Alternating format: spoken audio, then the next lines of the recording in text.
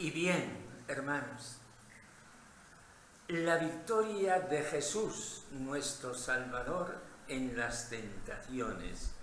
Homilía para el domingo primero de Cuaresma, leyendo el Santo Evangelio según San Mateo en este año que corresponde al ciclo A. Estamos en el capítulo 4 de San Mateo, versículos 1 al 11. Entonces Jesús fue llevado al desierto por el Espíritu para ser tentado por el diablo. Y después de ayunar 40 días con sus 40 noches, al fin sintió hambre. El tentador se le acercó y le dijo: si eres hijo de Dios, di que estas piedras se conviertan en panes.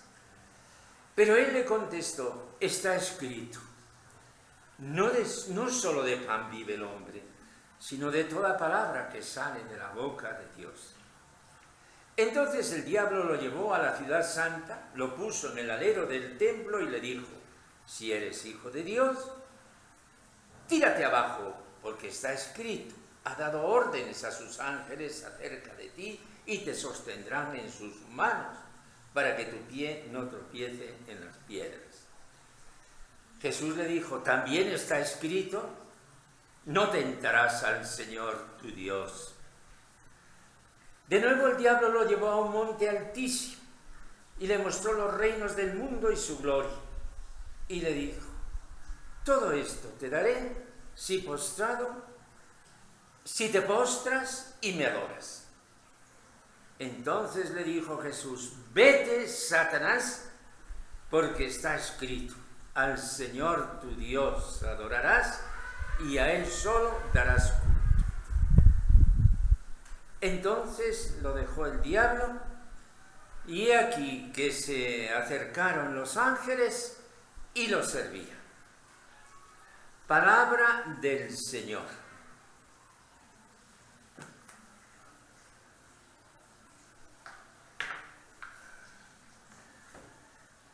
Hermanos, al escuchar este pasaje del Santo Evangelio, una palabra se levanta del corazón como primer eco para dar una respuesta a lo que produce dentro la fuerza del texto proclamado.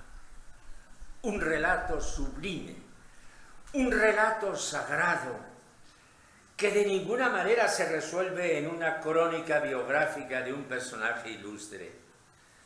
Un relato que nace de la teología y de la fe. Un relato que brota de la comunidad pascual que adora a su Señor, que ha depositado en él su amor y que en torno a él está celebrando el culto de la Eucaristía. Con la sensibilidad que uno va adquiriendo por el estudio de las Sagradas Escrituras y por lo que va leyendo y releyendo meditativamente, pues yo puedo pensar que las dos frases más importantes del Evangelio de hoy son la primera y la última. La primera dice que Jesús fue llevado al desierto por el Espíritu para ser tentado por el diablo. Las tentaciones de Jesús no son obviamente esas tentaciones agresivas y tantas veces groseras que uno siente bullir en la carne o en el espíritu, esas tentaciones de los 7 pecados capitales al descubierto, que han dado origen a tantas novelas, las pasiones humanas revueltas y descontroladas. Jesús va al desierto conducido por el Espíritu, suavísimamente, amorosamente conducido por el Espíritu. Su desierto, más que la arena pálida y reseca de lo que se llama el desierto de Judea, va a ser ese lugar del corazón, un paisaje donde Dios habita para el diálogo y el amor. Jesús fue llevado al desierto por el Espíritu. El mismo Espíritu que lo llevó al seno de la Virgen María. El mismo Espíritu que lo llevará a la cruz. El mismo Espíritu que lo arrancará del sepulcro. el mismo espíritu que Jesús derramará sobre los apóstoles en el cenáculo la tarde de la resurrección. El mismo espíritu del día de Pentecostés, que es el Sinaí del Evangelio. Jesús fue llevado al desierto por el espíritu de su intimidad con Dios.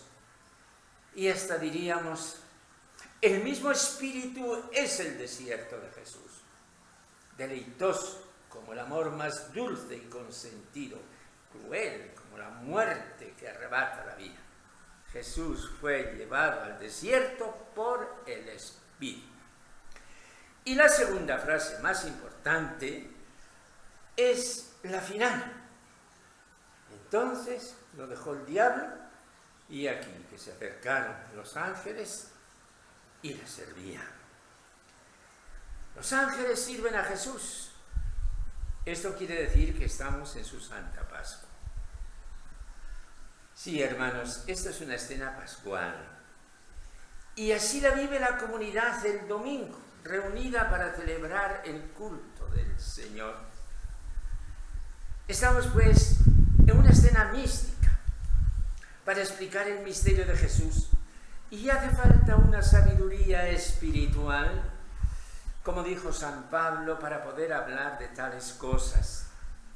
Escribía San Pablo a la iglesia de Corinto: pero nosotros hemos recibido un espíritu que no es de este mundo, es el espíritu que viene de Dios para que conozcamos los dones que de Dios recibimos. Cuando, explicando verdades espirituales a hombres de espíritus, nos la exponemos en el lenguaje que enseña no el saber humano, sino en el lenguaje que enseña el Espíritu.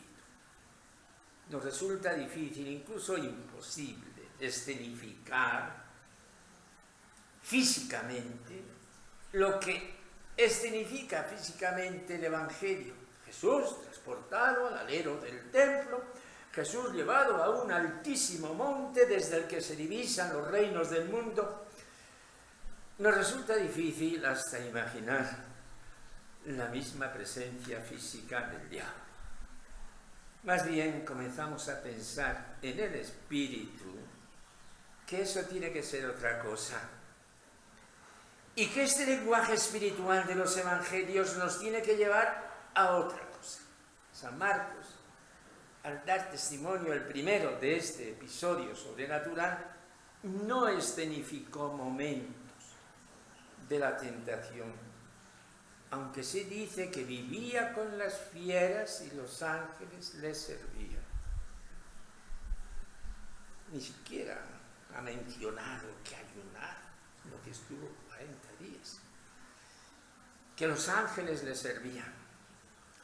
La carta a los Hebreos nos da el fundamento esencial cuando escribe: no tenemos un sumo sacerdote incapaz de compadecerse de nuestras debilidades, sino que ha sido probado en todo como nosotros, excepto en el pecado.